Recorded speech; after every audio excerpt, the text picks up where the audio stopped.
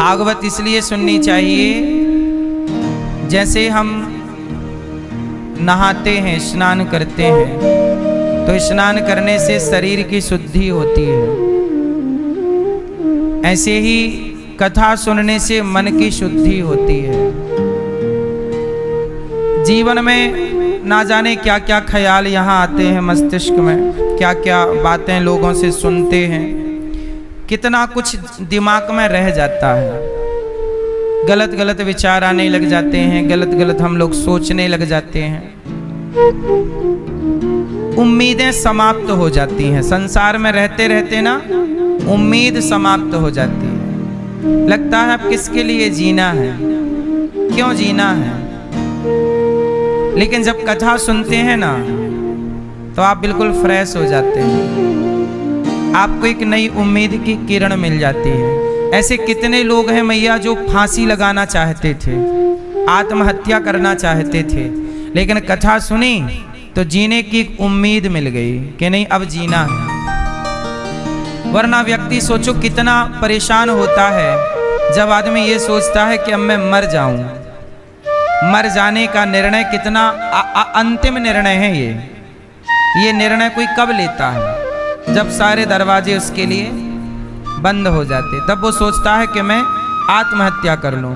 लेकिन ऐसे कितने लोग हैं जो मरना चाहते थे, पर कानों में भगवान की कथा पहुंच गई तो उन्होंने निर्णय बदल दिया और दुखमय जीवन से कथा के द्वारा भगवान की कृपा हुई तो सुखमय जीवन जीने लग गए। कथा दुखी से सुखी बनाती है। कथा सुनेंगे ना आप दुखी नहीं रहेंगे। जो कथा सुनेगा वो प्रसन्न रहेगा, और जो प्रसन्न रहेगा वही जीवन को जीने का आनंद प्राप्त करेगा। इसलिए हम सबको कथा नित्य सुननी चाहिए। कथा भी ऐसी ही है जैसे हमें योग रोज करना चाहिए। योग करेंगे तो निरोग रहेंगे, खाएंगे तो स्वस्थ रहेंगे, पानी पिएंगे तो स्वस्थ रहेंगे। ऐसे ही कथा सुनेंगे तो मेंटली स्वस्थ रहेंगे आप, है ना। फिजिकली स्वस्थ रहना है, शारीरिक स्वस्थ रहना, तो खाओ पियो, योग करो फिजिकल, और मेंटल तो क्या चाहिए? मानसिकता कौन बदल सकता है? विचार कौन बदल सकता है? ऐसा है ना। देखो सिंपल सी एक बात मैं आपको समझाऊं। एक गिलास पानी है, वो पानी गंदा है, अब उसे साफ करना है तो क्या करें? साफ पानी डालते रहिए। क्या करेंगे? गंदा पानी है एक गिलास और उसे साफ करना है, कैसे करेंगे? क्या करेंगे भैया? साफ पानी डालते रहिए, डालते रहिए, कंटिन्यू डालते रहिए। क्या होगा? अपने आप वो गंदा पानी समाप्त हो जाएगा और क्या रह जाएगा? जब दिमाग में गंदे विचार आए तो कोई बात नहीं, सही विचार भरते रहिए, कथा भरते रहिए, भरते रहिए, अपने आप आपके भीतर की बुराई समाप्त हो जाएगी, अच्छाई अच्छाई रह जाएगी। यही तरीका है।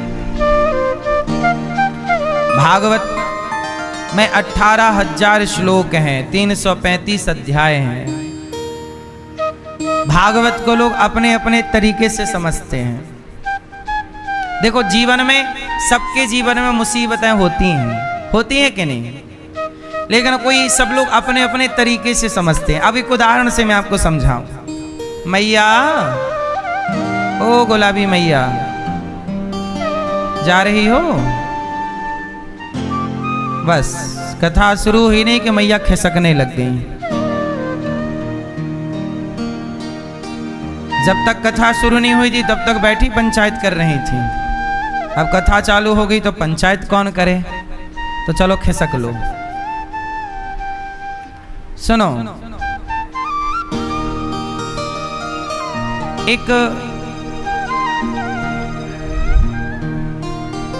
एक दुकान थी।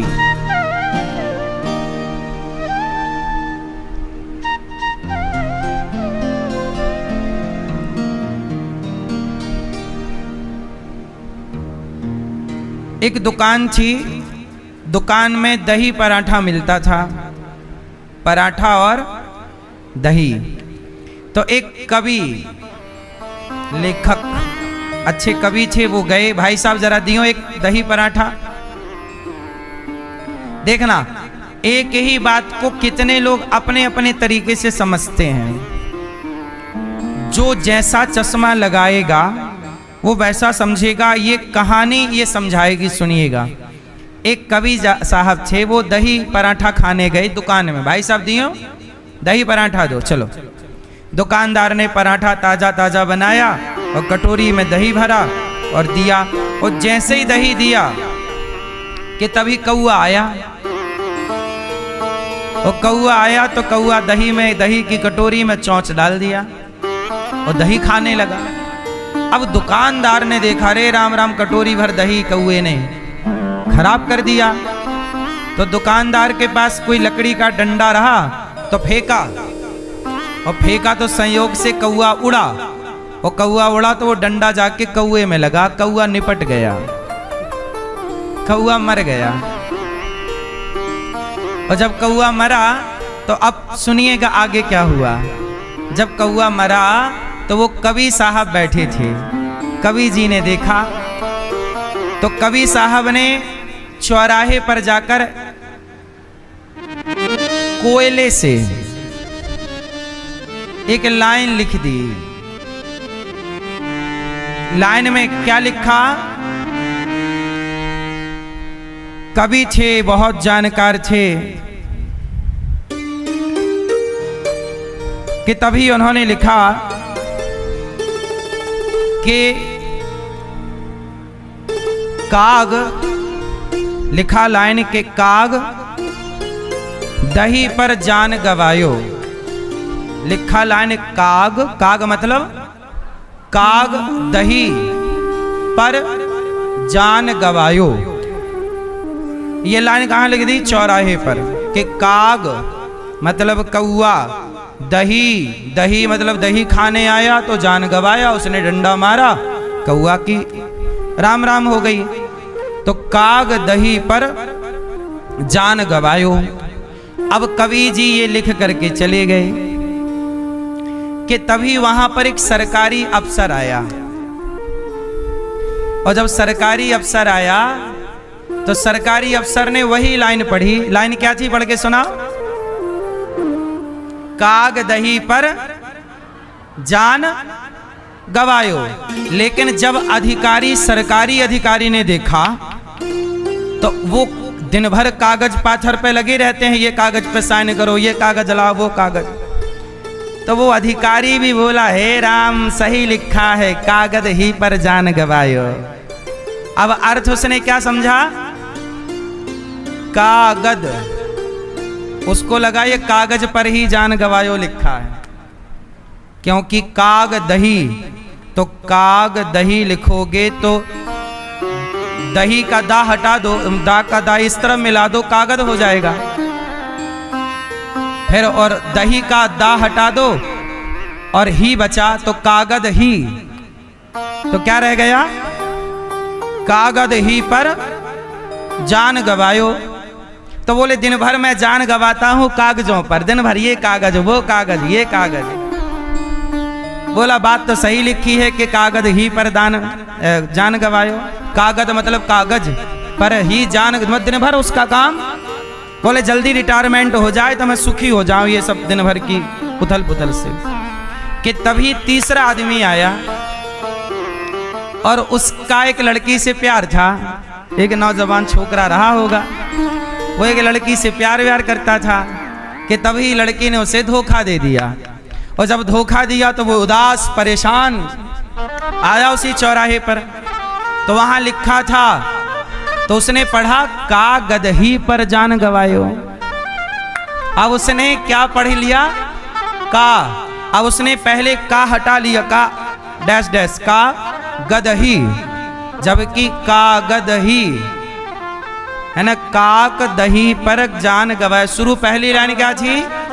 काग दही पर, फिर क्या लाइन हो गई? कागद ही पर जान गवायो। फिर लड़का इसकी प्रेमिका ने धोखा दिया तो इसने पढ़ा कि का गदही पर मैंने जान गवायो, क्या गदही पर मरता रहा मैं गदही पर। तो गदही थी, का गदही। क्या आया पढ़ने में? लिखा वही है, लिखा, जोर से लिखा, लिखा वही है। जिसके दिमाग में कागज कागज चल रहा था तो कागदही को वो कागज पढ़ रहा है, और जिसके दिमाग में लड़की का ठुकराना ठुकराना धोखा धोखा चल रहा तो का गदही पर। मतलब ये हुआ कि लिखा वही है, सब अपने अपने दृष्टिकोण से देख रहे हैं। इसी तरह संसार में सत्य एक ही है कि परमात्मा सब जगह है। भागवत सुनोगे तो ये ज्ञान प्रॉपर होगा। लेकिन इस सत्य को, ईश्वर सर्वत्र हैं, इस सत्य को सब अपने अपने चश्मे से देखते हैं। इसलिए तुलसीदास जी ने लिखा है कि जाकी रही भावना जैसी, प्रभु मूरत देखी तिन। खंबे को देखा हिरण्यकश्यपु ने तो बोला कि खंबा है, और खंबे को देखा प्रहलाद जी ने तो बोले भगवान है। लाइन वही है पर देखने वाले दो हैं, तो अपने अपने हिसाब से देख रहे हैं। क्योंकि उनके अंदर जो है, कागज की टेंशन है तो कागज दिख रहा है, लड़की की टेंशन है तो गदही दिख रही है, कागदही। ऐसे ही जब हृदय में भक्ति रहेगी, तो जब भक्ति होगी भीतर और फिर आप नजर डालोगे बाहर, तो हर जगह आपको भगवान ही भगवान नजर आएंगे। तो इसलिए कहता हूं कि बाहर वह दिखता है जो भीतर होता है। यदि भीतर भक्ति है तो भगवान बाहर है, और भीतर भक्ति शून्य है, नहीं है, तो बाहर कुछ नहीं। बाहर तो फिर दीवारें हैं, संसार है, पेड़ पौधे हैं, स्त्री पुरुष है, कुत्ता बिल्ली है। पर भक्ति भीतर थी नामदेव जी की, तो नामदेव जी को कुत्ते में भगवान का दर्शन हो गया। भक्ति थी भीतर एकनाथ जी की, तो गधे में भगवान का दर्शन हो गया। तो बात कुल मिलाकर ये है कि आपके भीतर ठीक होना चाहिए सिस्टम, विचार। इसलिए कहता हूं सत्संग करोगे तो कागद ही नहीं पढ़ोगे, कागद नहीं पढ़ोगे, कागदही ही पढ़ोगे। यदि सत्संग करने वाला व्यक्ति है तो वो संसार को ठीक ठीक देखता है, और सत्संगी नहीं है तो फिर उसका देखने का नजरिया बदल जाता है। अब उदाहरण से मैं दो उदाहरण फिर देता हूं। एक वो है जो सत्संग नहीं करता, वो कैसे देखता है संसार को? वो देखता है कि ये मेरा है। जो सत्संगी नहीं है वो क्या कहता है? मेरा बेटा है, मेरी बेटी है, मेरा घर है, ये मेरा पैंट है, ये मेरी शर्ट है, ये मेरा कुर्ता है, ये मेरी धोती है, ये मेरा है। ये सत्संग ना करने वाला ये कहता है ये मेरा घर। लेकिन सत्संगी जो होगा, जो भक्त होगा, जो जानता होगा कि संसार में भगवान की सिवा कुछ नहीं, वो कभी ये नहीं कह सकता कि ये बेटा मेरा है। वो कहेगा भी तो सकुचा जाएगा कि राम राम मैं कितना असत्य कह रहा हूँ। वो ये नहीं कहेगा कि ये मेरा बेटा है, वो ये कहेगा कि ये ईश्वर का प्रसाद है, भगवान का दिया हुआ, ईश्वर का, ये मेरा है। कभी भक्त कभी ये कह ही नहीं सकता कि ये मेरा है। अच्छा ये बताओ, ये मेरा है, क्या ये कहने का क्या वस्तु मेरी है जो मैं कह दूं कि ये मेरी है? मैया कोई एक वस्तु आप बताइए जिसमें आप ये कह सकती हैं कि ये मेरी है, फिर मैं भी उसी को कह दिया करूंगा कि ये मेरी है। इस संसार में बताओ मेरा क्या है? बोलो मेरी माँ, कुछ मेरा है? मेरा कुछ नहीं है, पर मैं क्या कहता रहता हूं? मेरा मेरा मेरा मेरा। अज्ञानी यही कहता है मेरा है, और ज्ञानी यही कहता है प्रभु सब तेरा है। अज्ञानी और ज्ञानी में बस इतना संतर है, अज्ञानी मानता है मेरा है, ज्ञानी मानता है तेरा है, इतना अंतर है। तो देखो बात वही है, सब तेरा है, पर हम पढ़े लिखे नहीं हैं, अज्ञानी हैं तो मान बैठते हैं। इसलिए सत्संग करोगे तो ज्ञान यह आएगा कि संसार में भगवान, मीराबाई ने कहा है कि भगवान के सिवा इस संसार में मेरा कोई नहीं है, मेरे तो गिरधर गोपाल दूसरो न कोई। भगवान के सिवा कोई कितना भी कहे कि मेरा है मेरा है, कहते रहो, तसल्ली है, ठीक है। हाँ मैया ले लो सेल्फी, ले लो, चलो लो। कथा चल रही है, मैया खड़े हो के सेल्फी, कथा ना सुन रही हो ना पीछे वाले को सुनने दे रही हो, हैं? सेल्फी लेने के लिए सुन लो ना मेरी माँ, बैठ लो। अभी ऊपर मिलेंगे, 4 सेल्फी लीजिएगा, अभी बैठ जाओ। मानेगी नहीं मैया, तभी तो बहू कहती है, सास कहती है सुनती नहीं है, सही नहीं सुनती। मैया बैठ जाओ मेरी माँ।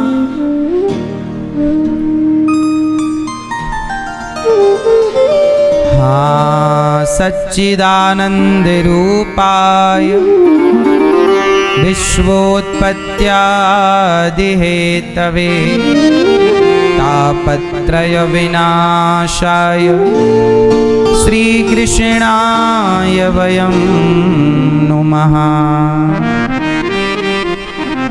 सच्चिदानंद रूपाय, भगवान कैसे हैं? सच्चिदानंद। विश्व की उत्पत्ति पालन संहार में भगवान दिन भर लगे रहते हैं। ऐसे भगवान को हम नमस्कार करते हैं जो हमारे दुख क्लेशों को दूर करते हैं। यम प्रव्रजन्तमनुपेतमपेत कृत्यम द्वैपायनो विरह कातरया जुहाव पुत्रेति तन्मयतया तरवो विनेदुस् तम सर्वभूत हृदयं मुनिमानतोऽस्मि। सुखदेव भगवान प्रकट हुए और जन्म लेते ही, प्रकट होते ही चल पड़े सन्यास के लिए। ऐसे सुखदेव जी को हम बारंबार नमस्कार करते हैं। 88,000 संत बैठे हैं नैमिषारण्य क्षेत्र में, और सूत जी आए तो सबने सूत जी का स्वागत किया। शौनक आदि ऋषियों ने कहा सूत जी हमें कथा सुनाइए। कौन सी कथा सुनाऊं? कृष्ण प्राप्तिकरम, ऐसी कथा सुनाइए जिससे कृष्ण की प्राप्ति हो जाए। अच्छा मैया, भगवान की प्राप्ति करना हो, अच्छा आप में से कितने लोगों को भगवान चाहिए? भगवान चाहिए, भगवान। आपको नहीं चाहिए? नहीं? ये मैया अच्छी हैं, बोली हमें भगवान ही नहीं चाहिए। क्या चाहिए फिर आपको? है? भगवान नहीं चाहिए? भगवान नहीं चाहिए, भगवान का साथ चाहिए। सुनो, हम सबको क्या चाहिए? अच्छा एक बात बताएं, आप मानो या ना मानो, पर सबको चाहिए भगवान। भगवान का एक नाम है आनंद। सबको क्या चाहिए? आनंद चाहिए।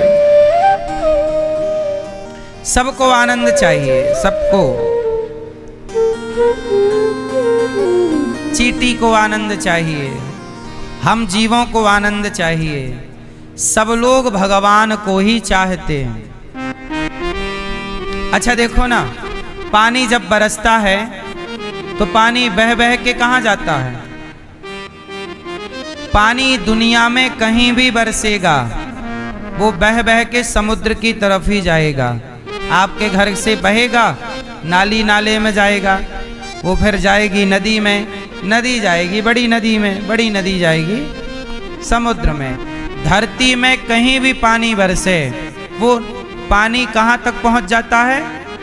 समुद्र तक। ऐसे ही।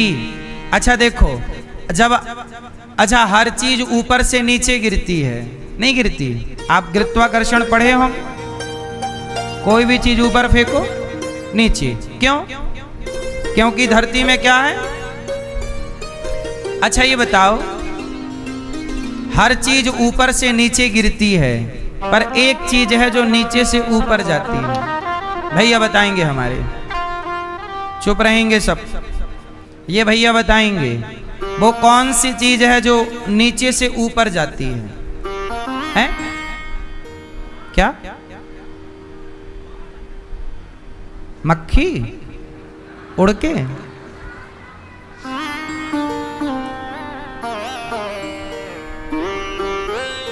पाप,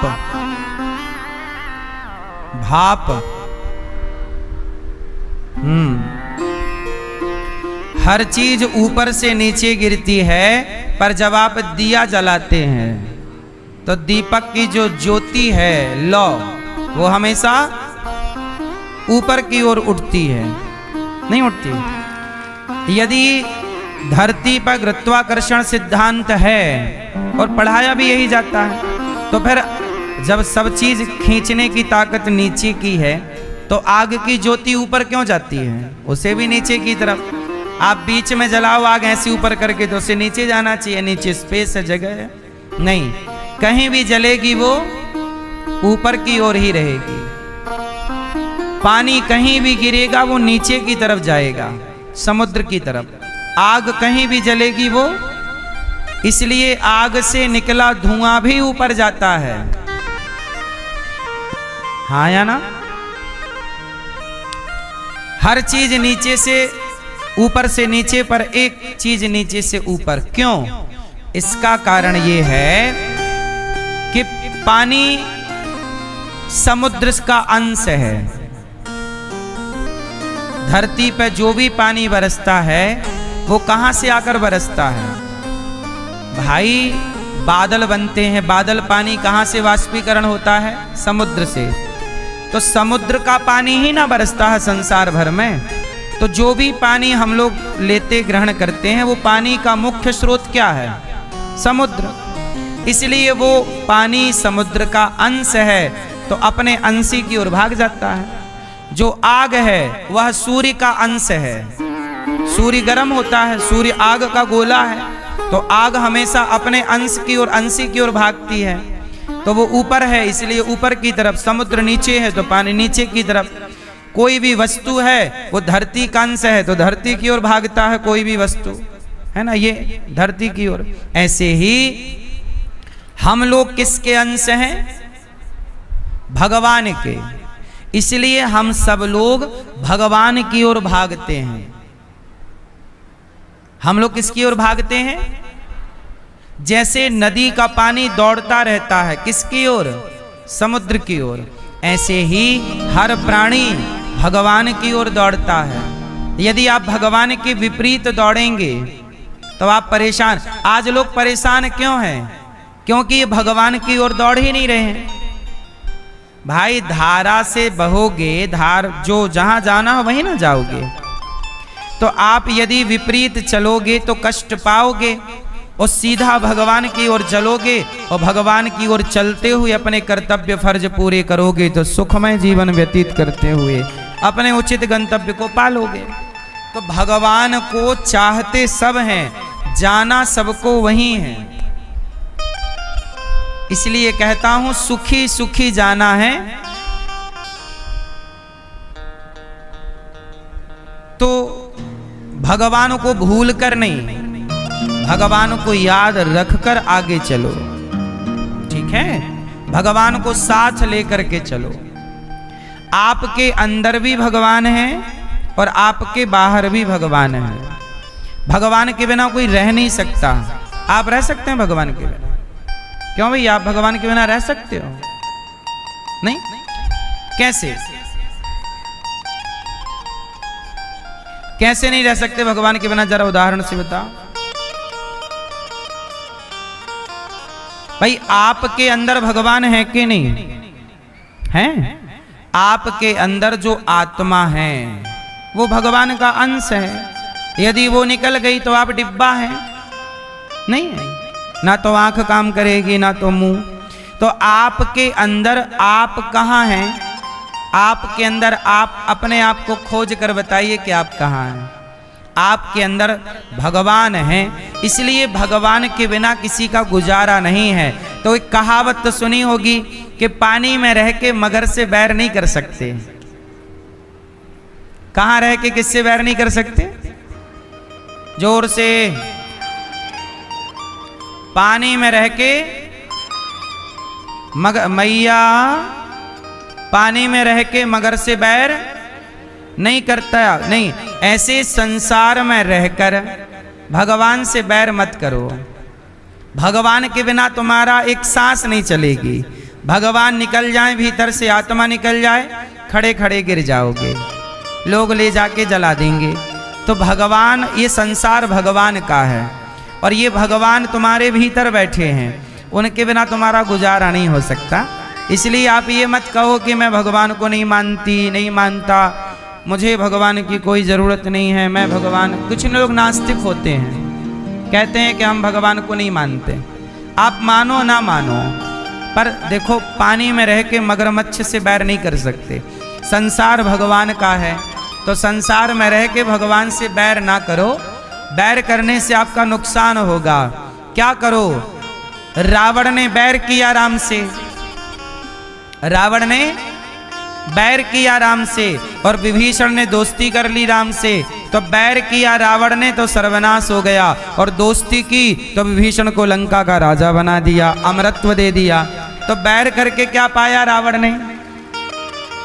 बैर करके क्या पाया दुर्योधन ने? बैर करके क्या पाया कंस ने? तुम क्या पाओगे? इसलिए बैर नहीं, भगवान से बैर ना करो। भगवान ही ये सृष्टि का संचालन करते हैं, भगवान ही आपको जीवन देते हैं, वही आपके जीवन को वापस लेते हैं, वही आपका अगला जन्म का अगला जन्म और अगला जन्म, बार बार का कर्म क्रिया उन्हीं के हाथ में है। हमारे मालिक भगवान हैं, हमारे बॉस भगवान हैं। इसलिए भगवान के चरणों में सरेंडर कर दो, ज़्यादा ठीक यही है ना। भगवान के आश्रित रहोगे, सुखी रहोगे। वरना भगवान, फिर देखो रावण जैसों की लंका जल गई। रावण ने बैर किया तो था, क्या पा लिया? कंस ने बैर कर तो लिया था, क्या पा लिया? दुर्योधन ने बैर किया तो था, क्या पा लिया? भगवान प्रेम के लिए हैं, बैर के लिए नहीं। भगवान से प्रेम करो।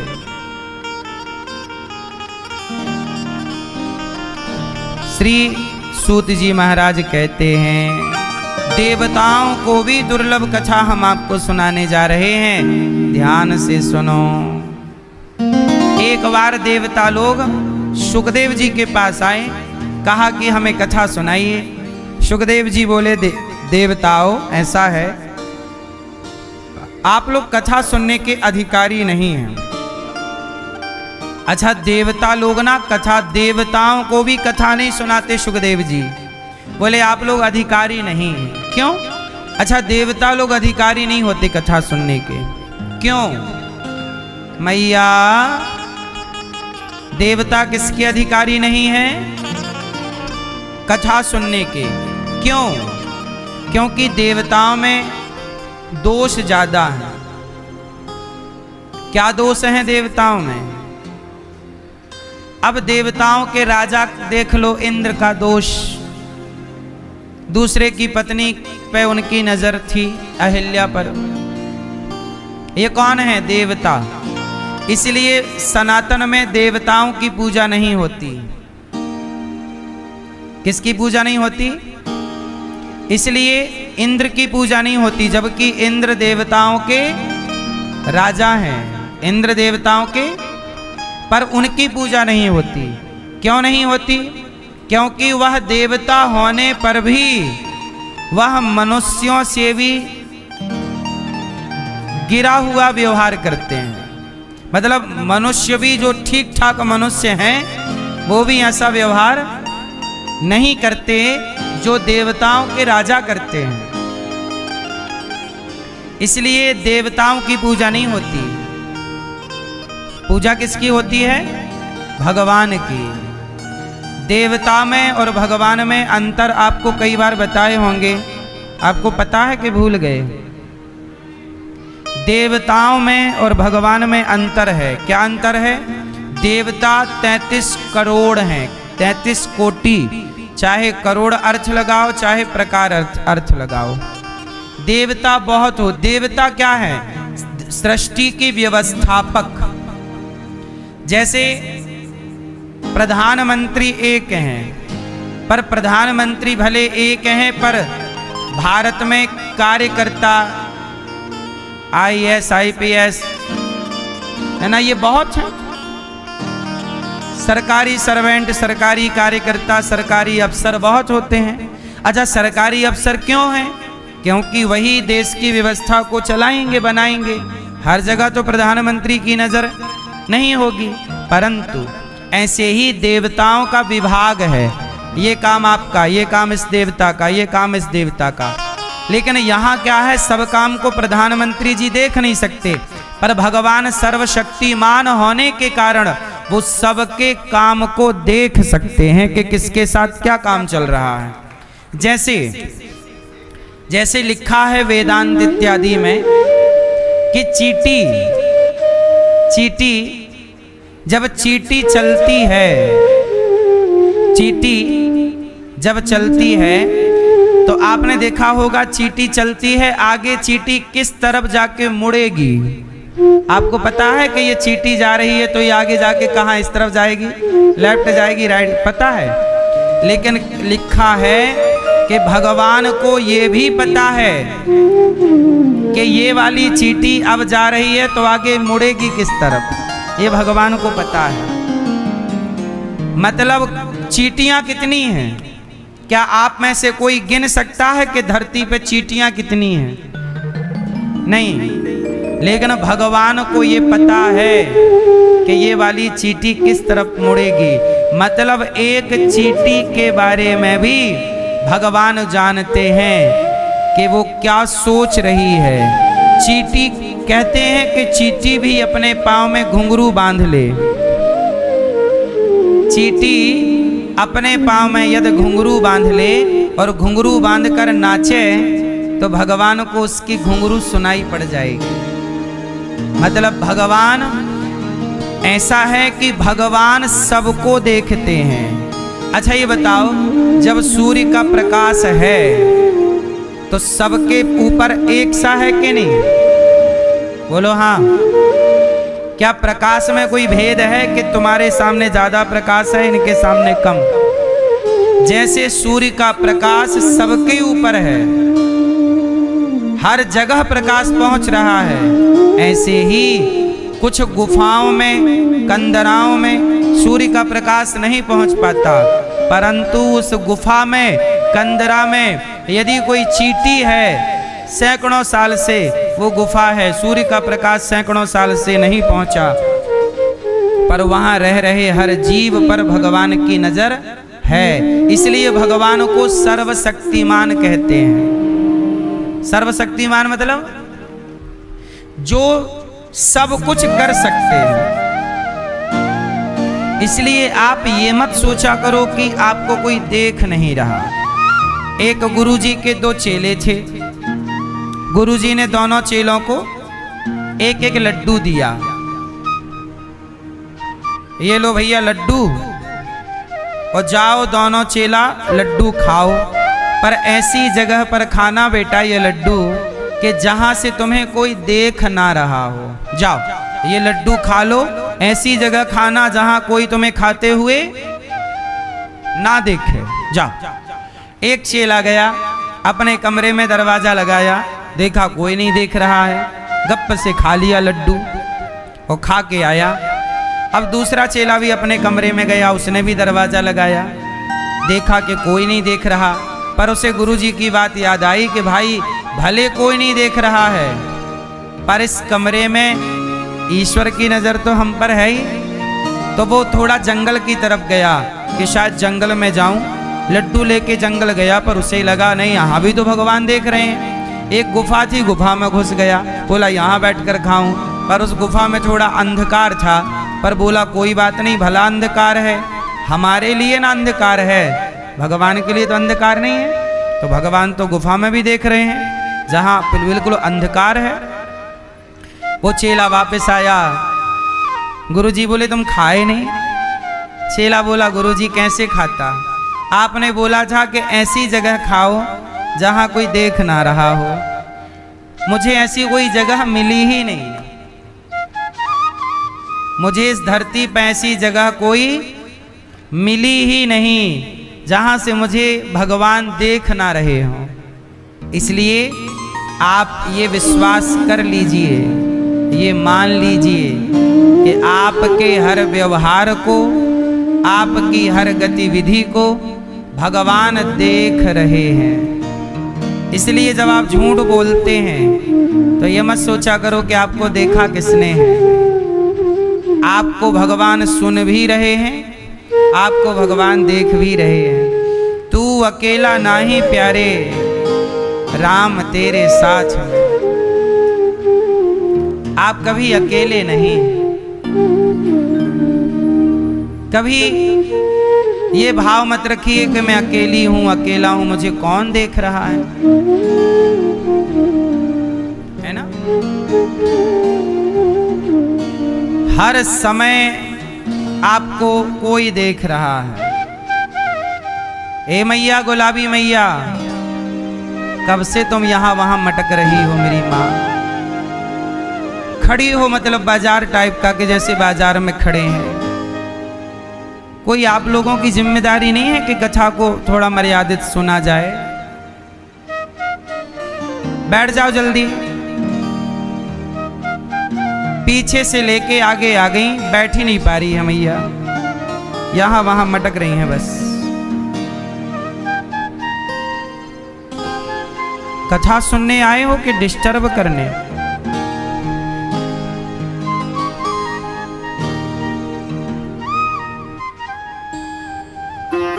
अब ये मैया ऐसे मटक रही थी, इन्हें लग रहा था हमें कोई देख नहीं रहा है ना। पर आप यदि कथा सुन रहे हैं और आपके कारण आपके बगल वाला कथा सुनने वाला श्रोता डिस्टर्ब हो रहा है, तो आपने किसी को कथा से डिस्टर्ब किया, ये भी तो आपका एक अपराध है। पर अब ये मैयाओं को कौन समझाए। इसलिए कहता हूं, सुखदेव जी के पास देवता आए तो सुखदेव जी ने कहा कि हम तुम्हें भागवत नहीं सुनाएंगे, क्योंकि तुम भागवत सुनने के अधिकारी। सोचो, ये कथा जो आप सुन रहे हैं, ये कथा सुनने के अधिकारी सब लोग नहीं हैं। जिनके हृदय में प्रेम है, जिनके हृदय में जिज्ञासा है, भक्ति है, वो तो सुने। अब ये जो लोग बीच में घुस के खड़े हैं, मोबाइल चला रहे हैं, कथा चल रही है, मोबाइल चला रहे हैं, खड़े होके फोटो, ये लोग इस कथा के अधिकारी हैं? है नहीं। इसलिए सुखदेव जी ने देवताओं को कथा नहीं सुनाई कि आप इस कथा के अधिकारी। क्यों? क्योंकि आपके अंदर कृष्ण के लिए कोई प्रेम तो है नहीं। जब प्रेम है ही नहीं तो कथा प्रेमी को सुनाई जाए। जो प्रेमी है नहीं वो सुनेगा क्या? वो खुद भी नहीं सुनेगा, बगल वाले को भी नहीं सुनने देगा। इसलिए शास्त्रों में ये निर्णय लिया जाता है, इसलिए ना गुरु द्रोणाचार्य ने एकलव्य को पढ़ने आया तो एकलव्य को पढ़ाने से मना कर दिया कि हम तुम्हें नहीं पढ़ाएंगे। फिर उसने चोरी से पढ़ लिया। अब कोई चोरी से कथा सुन भी ले। अब जैसे एकलव्य ने पढ़ लिया और बहुत बड़ा वो धनुर्धर बन गया, तब गुरु द्रोणाचार्य ने पूछा कि एकलव्य ये बताओ कि तुमको युद्ध करने का मौका मिलेगा तो किससे युद्ध करोगे? तो एकलव्य बोला कि अर्जुन से करूंगा। किससे करूंगा?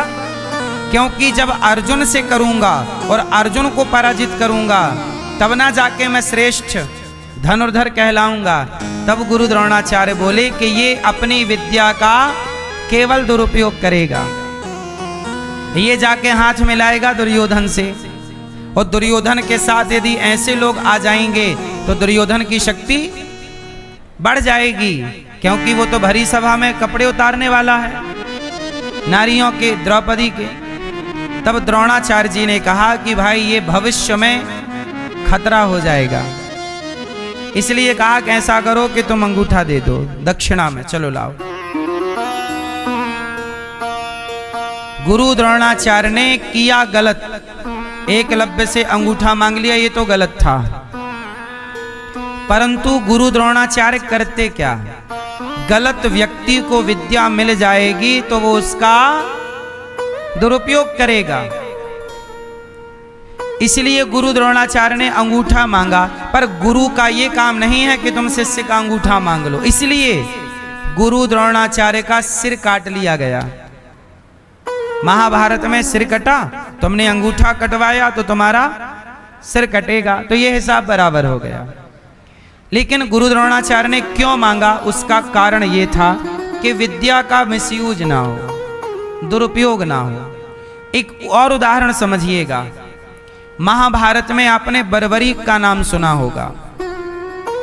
बर्बरीक जब महाभारत की तैयारियां चलने लग गईं तो बर्बरीक ने कहा कि मैं पूरा महाभारत 1-2 बाण से ही समाप्त कर सकता हूं। तो भगवान ने कहा कि तुम पीपल के पेड़ पर 1 बाण से सारे पत्तों पर छेद कर दोगे तो हम मान लेंगे कि पूरे महाभारत को तुम कुछ ही बाणों से समाप्त कर सकते हो। तो वो बर्बरीक जी ने उठाया बाण, चलाया और बाण मारा तो पीपल के सारे पत्तों में छेद हो गया। भगवान ने एक पत्ता अपने पांव के नीचे दबा रखा था पीपल का, जो गिरा हुआ था। तो बर्बरीक ने बाण चलाया, सारे में हो गया, पर बाण आके भगवान के पांव के पास रुक गया। बर्बरीक ने कहा केशव पांव हटा लीजिए, आपके पांव के नीचे पत्ता है। भगवान ने पांव हटाया तो बाण जाके पत्ते में छेद कर दिया। भगवान समझ गए कि ये कुछ ही बाण में पूरा महाभारत निपटा सकता है, इतना बलवान है। तो भगवान ने पूछा कि तुम इतने बलवान हो, ये बताओ कि तुम साथ किसका दोगे, पांडवों का कि कौरवों का? तो बर्बरीक जी बोले कि मैं उसका साथ दूंगा जो हार रहा होगा। इसलिए इनका नाम क्या पड़ा, हारे का सहारा, जो हार रहा होगा। तब भगवान बोले ये भी बात गलत है, भाई हारेगा तो अधर्मी। भगवान बोले कि पांडवों के संग तो मैं खड़ा हूं और दुर्योधन हारेगा, क्योंकि भाई कोई भी युद्ध होगा एक तो हारेगा ही, और जहां कृष्ण खड़े होंगे वो जीतेगा, और जहां कृष्ण नहीं होंगे, मतलब दुर्योधन तो सराय खुलेआम अधर्मी है ना, दुर्योधन तो खुलेआम अधर्मी है, पापी है। तो भगवान को लगा कि ये तो पापी के साथ खड़ा हो जाएगा, अधर्म के साथ खड़ा हो जाएगा, और अधर्म के साथ यदि आप खड़े हो गए तो अधर्म ताकतवर हो जाएगा, वो धर्म को मारेगा। इसलिए भगवान ने अपना चक्र उठाया और बर्बरीक का सिर काट दिया। काट दिया क्यों? अब मुझे आप लोग बताओ कि भगवान कृष्ण ने सही किया कि गलत किया? उत्तर दो। सही किया गलत किया? हैं? सही किया। क्यों सही किया? कि जो व्यक्ति गलत के साथ खड़ा हो वह समाज के लिए गलत ही है, वह समाज के लिए कभी सही नहीं हो सकता। तो भगवान ने सिर काट दिया। अच्छा, जब सिर काटा तो सिर काटने के बाद भगवान ने कहा बर्बरीक, मेरा उद्देश्य तुम्हें मारना नहीं है, तुम मेरे से कोई वरदान मांग लो। तब बर्बरीक जी ने कहा कि प्रभु, मैं इस महाभारत को देखना चाहता हूं। तब भगवान ने कहा तुम्हारा सर कट गया है पर तुम्हारा सर जिंदा रहेगा और तुम्हें कोई तकलीफ ना होगी, दर्द ना होगा। फलाना पर्वत है, वहां से तुम्हें पूरा महाभारत दिखेगा, ऊंचाई पर है, जाओ तुम वहां। भगवान ने उनके सिर को वहां स्थापित किया और अपनी दिव्य दृष्टि दी कि पूरे महाभारत को तुम आराम से देख सकते हो। अब पूरा महाभारत हुआ और पूरा महाभारत 18 दिन में समाप्त हुआ। पांडव जीत गए और कौरव हार गए। सारे कौरवों की मृत्यु हो गई। अब पांडवों को लेके भगवान कृष्ण बर्बरीक के पास फिर पहुंचे, कटा हुआ सर। भगवान कृष्ण बोले बर्बरीक बताओ पूरे महाभारत में सबसे बलवान कौन था, उत्तर दो। बर्बरीक जी ने मुस्कुराते हुए कहा कि प्रभु पूरे महाभारत में मुझे आपके चक्र के अतिरिक्त कुछ नजर ही नहीं आया। अर्जुन को लग रहा था कि मेरा नाम लेंगे कि मैं बड़ा बलवान, मैंने पूरा महाभारत संभाला है। तो भीम भैया को लगा मैंने कौरवों को मारा है तो मैं बलवान।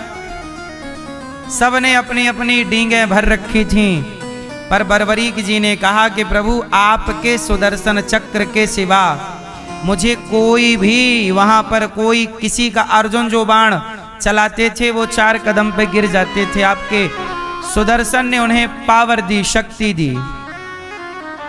अर्जुन का जो घमंड था कि मैं महाभारत को जीत चुका, मैं विजेता, अर्जुन का घमंड समाप्त हो गया, भीम का घमंड समाप्त हो गया।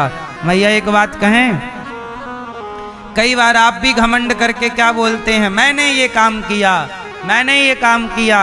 ना मेरी माँ, जैसे महाभारत जिताने में अर्जुन की ताकत नहीं है, भगवान की कृपा है। अर्जुन में इतना बल नहीं था कि वो महाभारत जीत सकें। सच बताओ, यदि भगवान कृष्ण ना होते अर्जुन के साथ तो क्या पांडव महाभारत जीत लेते? ऐसे ही अर्जुन झूठे घमंड कर रहे हैं कि मैं जीता, मैं जीता। ऐसे ही कई बार हम लोग झूठे घमंड करते हैं, मैंने ये किया, मैंने वो किया। जैसे महाभारत में सुदर्शन चक्र के सिवा कोई नहीं काम कर रहा था, ऐसे हमारे और आपके जीवन में भी भगवान के सिवा कोई काम कर ही नहीं रहा। पर सफलताएं जब मिलती हैं तो हमें लगता है हमारी मेहनत है। हमारी मेहनत नहीं होती मेरी माँ, हमारे और आपके साथ भी भगवान की कृपा है। आपको क्या लगता है सब आप कर लेते हैं? मैया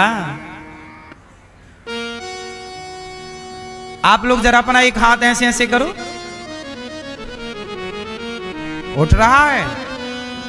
ए मेरी माँ बस उठा, बोलो हाँ। अब ना कभी हॉस्पिटल जाना तो मरीज को डॉक्टर कहते हैं जरा हाथ उठाओ, मरीज नहीं उठा पाता, 1 इंच हाथ ऊपर नहीं कर पाता। बोलो हाँ। डॉक्टर उसे प्रैक्टिस कराता, हाँ हाँ उठा उठा, हाँ हाँ हाँ अच्छे अच्छे, उठा उठा उठा। नहीं नहीं, मरीज जो हॉस्पिटल में पड़ा है, जिसको कोई ना कोई बीमारी है, आप लोग कितने आराम से अपना हाथ उठाते हैं, लेकिन आप ही होंगे एक टाइम बाद जब अति वृद्धावस्था आएगी आपकी, तो आप ही अपना हाथ ना उठा पाओगे।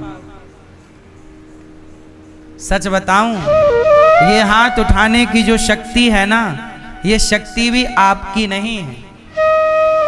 यदि आपकी शक्ति है तो फिर मरीज काहे नहीं उठा रहा? उसकी शक्ति उठाना, तू अपना हाथ उठा, दौड़। पैरालाइसिस हो गया तो काहे नहीं दौड़ रहा है? कहाँ गई तेरी शक्ति? तेरी पास थी ना, तेरी शक्ति थी तो अब हाथ उठा ले, दौड़। मैया यदि आप दौड़ती हो ना, चलती हो ना, तो ये चलने की शक्ति भी आपको भगवान ने दी। वरना कुछ मैयाएं बोलती हैं महाराज अब तो चलने की भी शक्ति नहीं बची, 4 कदम चलते हैं गिर जाते हैं। बोलो हाँ। आपको क्या लगता है ये सारी ताकत आपकी है? ये सारी शक्तियां आपकी हैं? आपको क्या लगता है आप देख रहे हैं ना? मेरी माँ, जैसे अर्जुन के साथ पूरे महाभारत में भगवान कृष्ण संग रहे, ऐसे हमारे और आपके जीवन में भी हर क्षण भगवान हमारे संग रहते हैं। वही हमें चलने की, खाने की, देखने की, उठने की शक्ति देते हैं। यदि ईश्वर शक्ति ना देना मेरी माँ, मैं अपनी बात बताऊं, मैं 2 महीने हॉस्पिटल में था। जब मैं ऊपर से गिरा, छत से एक बार गिर गया था। 2013 की बात है ये, 13-14 के बीच की। छत से गिर गया था ये दास अनिरुद्ध, 2 मंजिल ऊपर से जमीन पे गिरा, कोल्हू टूट गया। मैं लगभग 2 महीने हॉस्पिटल में पड़ा, सीधा चित्त पड़ा रहा, मतलब करवट भी मेरे से लेना नहीं बनता। तब मेरे बगल में जब कोई एक पलंग और था, तो वहाँ पे ना जब कोई अपने मिलने वाले आए और वो बैठे बैठे लेट जाएं, और जब वो लेटें और अपने से बैठें, तब मुझे आश्चर्य लगा। मैंने एक बार भैया से कहा, अपने बड़े भैया से, कि आप ज़रा बैठो। अच्छा, मैं बैठना भूल गया था, मतलब मुझे ना कोई बिठाता तो पकड़ के, मुझे पकड़ते तब मैं बैठता, और जब तक पकड़े रहते तब तक मैं बैठा रहता, और यदि वो हाथ हटा ले तो मैं गिर जाता। मतलब मेरा अपना कोई बल नहीं था, ये मेरी हालत थी, मेरी। भगवान ना करे कि कभी आप हॉस्पिटल में जाएं और आपके साथ ऐसा हो। पर मैं हॉस्पिटल में 2 महीने था।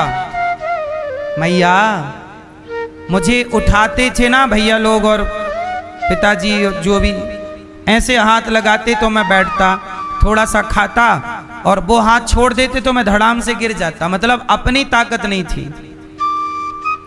जब उस समय मेरी अपनी ताकत नहीं थी, और आज ये दास यहाँ बैठा है, तो बताओ आज क्या मैं ये कह दूं कि मेरी ताकत से मैं बैठा हूं? उत्तर दो। तब मेरी ताकत, मुझे तब पता चला कि मैं बैठ पा रहा हूं, ये भी मेरी अपनी ताकत नहीं है। आप अपनी ताकत से बैठ भी नहीं पाओगे। कई बार हम भूल जाते हैं, हमारे पास जवानी है, जवानी के रंग में कुछ दिखता नहीं है। लेकिन याद रखना, भक्त का लक्षण यही है, जो हर समय ये अनुभव करे कि मैं अकेला नहीं हूं, मैं बोल रहा हूं। ये बोलने की शक्ति भी प्रभु ने दी है। एक बार मेरी आवाज चली गई थी, मैं बोल नहीं पाता था। सारा कुछ हो चुका है जीवन में, सारा घटनाएं घट चुकी हैं। मैं बोलने को तरस गया था कि कुछ बोल लूं, एक शब्द नहीं निकलता था, चोक हो गया था गला। बैठने को मैं एक बार जब गिरा ना मैया, उसके बाद मैं खड़ा हुआ महीनों बाद, तो मैं दोनों बैसाखी लेके चलता था। दोनों हाथ में मेरे बैसाखी थी। बैसाखी से डॉक्टर ने बोल दिया था मेरे को कि आप कभी ठीक से चल नहीं पाओगे, चलोगे तो लंगड़ाते हुए चलोगे। मैंने कहा कोई बात नहीं, भगवान जैसे चलाएंगे चलूंगा। लेकिन देखो, कोल्हू टूटने के बाद बिना ऑपरेशन के अब मैं चलता भी हूँ, दौड़ता भी हूँ, कबड्डी भी खेल लेता हूँ। ये किसकी ताकत है, किसका बल है? इसलिए कभी ये अहंकार ना करना कि आपका अपना कोई बल है। मैं बोल भी रहा हूँ भगवान के बल से, देख रहा हूँ ईश्वर का बल है, सुन रहा हूँ ईश्वर का बल है। क्योंकि आपको नजरें बहुत आसानी से मिल गई हैं, आंखें कान आसानी से मिल गए हैं। किसी बहरे से पूछना कि सुनने का आनंद क्या है, किसी अंधे से पूछना कि आंखों की वैल्यू, कीमत क्या है। हम लोगों को हर चीज सहजता से मिल चुकी है। इसलिए हम लोग ईश्वर की इस देनगी पर कोई उनकी कदर नहीं करते, क्योंकि आसानी से मिला है। कहते ना, घर की मुर्गी दाल बराबर। ऐसे अंधों से पूछना कि एक छोटे बच्चे को, छोटा बच्चा, एक वीडियो मैंने देखा, एक छोटा सा बच्चा था, उसे दिखता नहीं था जन्म से, कोई रही होगी दिक्कत, वो देखता नहीं था। पर उसके माँ ने अच्छे डॉक्टर को दिखाया, तो डॉक्टर ने कहा कि इसे चश्मा लगाएंगे, कुछ इलाज करेंगे तो कुछ संभावना है, ये शायद पूरा अंधा नहीं है, ये नसें पूरी सूखी नहीं है, ब्लॉक नहीं हुई, थोड़ा प्रयास करेंगे तो शायद देख ले, प्रयास कर लेते हैं आगे भगवान की इच्छा। तो छोटा बच्चा था, सोचिए जन्म के लगभग 1-1.5 साल का हो गया, उसने दुनिया नहीं देखी, कुछ भी नहीं देखा, दिखता ही नहीं उसको। लेकिन जब उसकी आंखों में पहली बार चश्मा लगा और जब उसने देखा तो देख के अपने आप मुस्कुरा पड़ा, स्माइल, होठों पे मुस्कान। क्यों? उसकी दौलत क्या है? उसकी दौलत दृष्टि है, नेत्र। आपको 1 करोड़ दे दिए जाएं और कहा जाए कि दोनों आंखें निकलवा लो, और आंखें निकलवा लो और 1 करोड़ ये रहे, चाहिए? मेरी माँ, आप वास्तविक में करोड़पति हैं। आपकी आंखें करोड़ों की हैं, पर आपके पास हैं इसलिए आपको उनकी कदर नहीं है।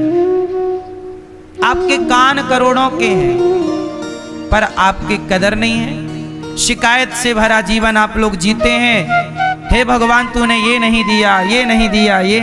इतनी शिकायत क्यों करते हो? जो नहीं दिया उसकी शिकायत क्यों करते हो? जो दिया है उसका धन्यवाद तो करो। वाह विधाता, आपका धन्यवाद, आपने जो दिया है बहुत है। इसलिए मेरी माँ, मैं कभी घमंड नहीं करता, क्योंकि मैं आज आपके बीच में बैठा हूं तो मेरा बल है ही नहीं, मेरी औकात मुझे पता है कि मैं जब तक कोई उठाए ना बिठाए ना मैं नहीं बैठ पाता था। और तो क्या कहें मेरी माँ, मैं करवट लेना चाहता था, तरस गया था करवट लेने के लिए, करवट नहीं ले पा रहा था मैं। आप करवट लेके सोते हैं, आप चलते हैं, आप हंसते हैं, अपने हाथ से पानी पीते हैं, आपका स्वस्थ शरीर है, क्या ये आपकी दौलत नहीं है? निरोगी काया सबसे बड़ा धन है। इसलिए आप स्वस्थ रहो मेरी माँ। और ईश्वर ने जो दिया है ना ये जीवन, अभी ना बंबई में पानी नहीं आ रहा है। हाँ, अच्छा ये बताओ, आपके घर में, आपके नगर में पानी आना बंद हो जाए तो आपके महल अटारियों की कोई कीमत रह जाएगी? आप बसा लीजिए बड़े बड़े शहर और बना लीजिए बड़े बड़े महल, पर पानी ना आए पीने का, नहाने का, फिर आप ये सब अटारी महल छोड़ के गंगा के किनारे घास की झोपड़ी बना के रहोगे, यहां पानी है। क्योंकि हर चीज आपको मिल रही है इजली, तो आपको किसी चीज की कदर नहीं है। फिर इसलिए मेरी माँ, ईश्वर ने जी सुंदर सा शरीर दिया है, पीने को पानी है, खाने को बिंदास रोटी दे रखी है, परमात्मा ने फल फूल दे रखे हैं, यही तो जीवन में चाहिए। अब आपने आज के आधुनिक जीवन को और आज की आधुनिकता के कारण प्रकृति का संतुलन बिगड़ गया है, और जिस दिन प्रकृति अपना रौद्र रूप दिखाएगी ना, तो ये बड़े बड़े शहर, बड़ी बड़ी सिटियां खंडहर ना हो जाएं तो कह देना। बना लो तुम बड़ी बड़ी इमारतें, पर ये सब खंडहर हो जाएंगी एक टाइम बाद, पानी ही नहीं रहेगा। इसलिए जो ईश्वर ने दिया है, पानी पियो गिलास भर, तो ईश्वर का धन्यवाद देकर विधाता ये गिलास और पानी आपकी कृपा से मिला है। हर बात पर ईश्वर का थैंक यू, धन्यवाद। शिकायतें तो फिर हैं ही, मुझे कोई शिकायत नहीं है किसी से। आपको शिकायतें हैं? कई बार आप शिकायत करती हो, मेरा पति ऐसा, मेरी पत्नी ऐसी, मेरा बेटा ऐसा, मेरी बेटी ऐसी। मैया, जंगल कभी गई हो? जंगल जाओ तो जंगल में फलों के पेड़ भी मिलते हैं, मीठे मीठे फल।